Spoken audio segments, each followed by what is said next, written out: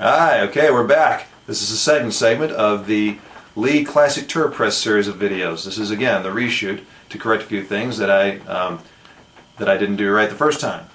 So now we have the classic turret as it comes out of the box. Okay, don't mind the slight bit of dirt. Well, it's been getting used, chiefly by Miss BHC and somewhat by myself as well. Here it is. As you can see, here's the indexing rod. Here. That's the indexing rod. You notice the twist here? Not yet. There's a twist right there. Yeah. Okay.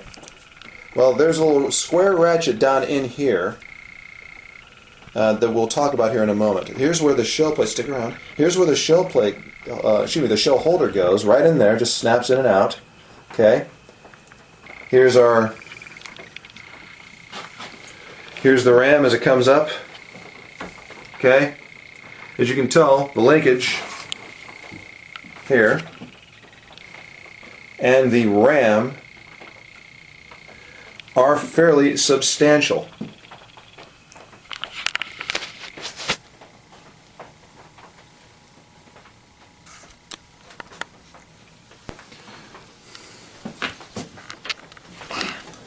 So here's one thing I'd like to caution everybody on with regard to the classic turret press. It regards short stroking the press. Now when the turret is on, I'm just going to pretend that I have a turret on here with my finger holding the auto indexing rod. Watch the action, particularly right there, okay? Right where the twisted part of the auto index rod is. This really matters, so pay attention. Okay? We come up and observe what happens. As we come down, now it's starting to twist, and we go on to the next station. Now, there's a little ratchet square that's inside, that's underneath this black thing here, okay? You got to be careful not to short stroke the press when you're here in the middle of the twisted part, because if you do, you can bend that ratchet, little square ratchet, out of whack, and that means you got to go buy another one from Lee Precision. Fortunately, a second one is included in the packaging. However, it is important to know not to do that. So here's what you want to do. Okay, if you need to short stroke, don't do it here. Go all the way up, then come down. Okay? Now, I am known to short stroke this press. Here's the only way I will do it. If I'm up here, I'll short stroke it up here. That part's fine. Go ahead.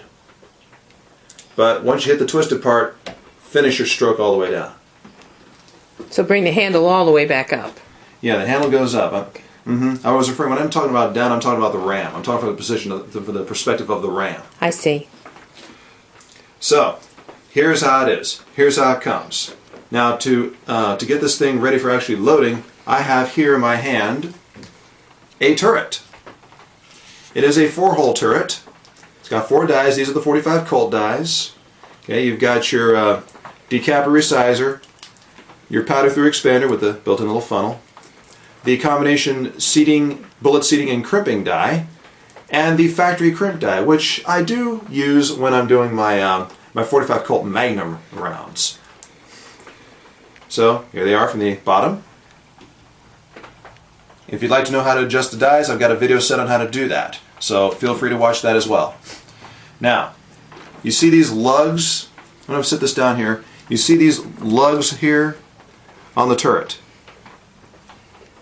Not yet. You mean the little indentions on it? Yeah, that here, that there. You see that there?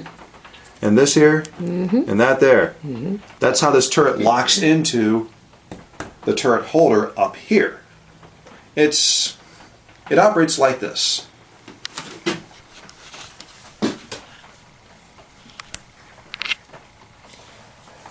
So you have these interlocking spaces.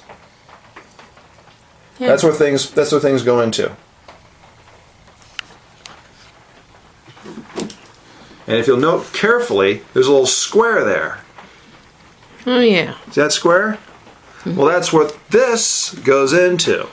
On the top of the auto index rod. This thing right there goes right in. It just fits right in. So, here we go.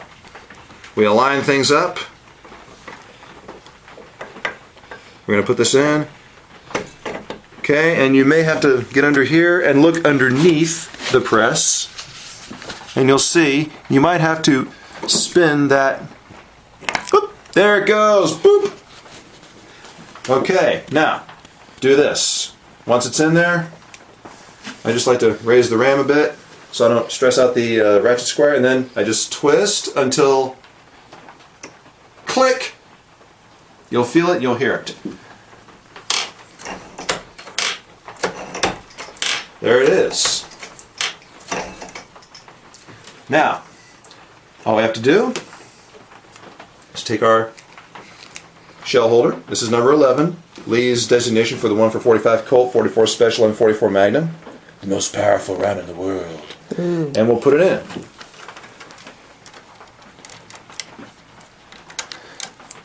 Okay. Basically, we could start loading right now if we wanted to. However, there are some other things with the classic turret press that make it a lot easier to reload. One of those is the safety prime. The safety prime lets you prime on the press without having to use the handheld auto prime. I like the handheld auto prime, but let's face it, production is good, and anything you can do to reduce a few steps helps. So what we're going to do next is discuss the safety prime.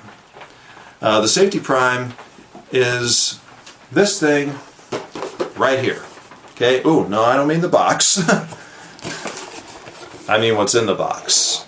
Ooh. Ooh. Ah. Ah. Thank you, Miss BHC. Anytime. Now, this is the mistake I made the last time. The first time I told you that this was for large primers and that was for small. No, that's not true.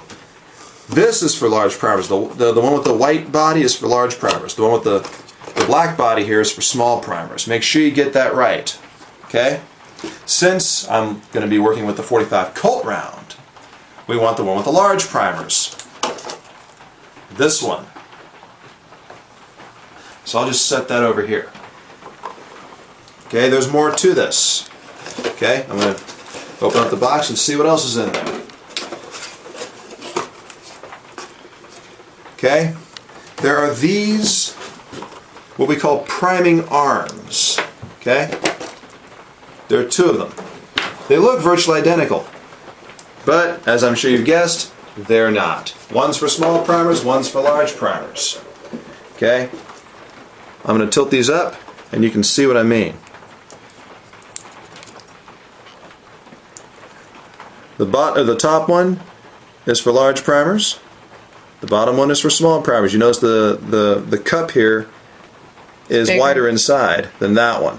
Okay? Since I'm, again, loading 45 Colt, that's the one I want. So we'll install that. To do so, I need to raise the ram by lowering the handle. See this here? Okay, right there. There's a channel in there. I know it's a little dark. What we want to do is take this primer arm and insert it there. In there. I'll show you how that's done. To do that, we need to pop off the shell holder so we have physical room. Okay? Here's how we go.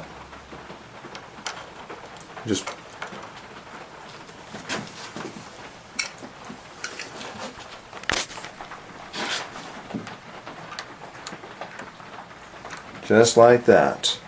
See? Just like that. I'll do it again.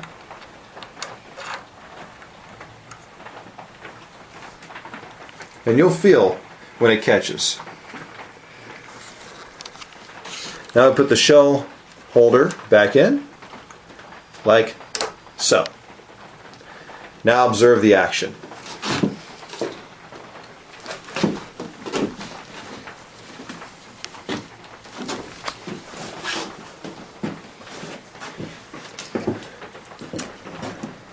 And notice it pops up right through. See that right there? See the cup's right there. Here, I'll do it again.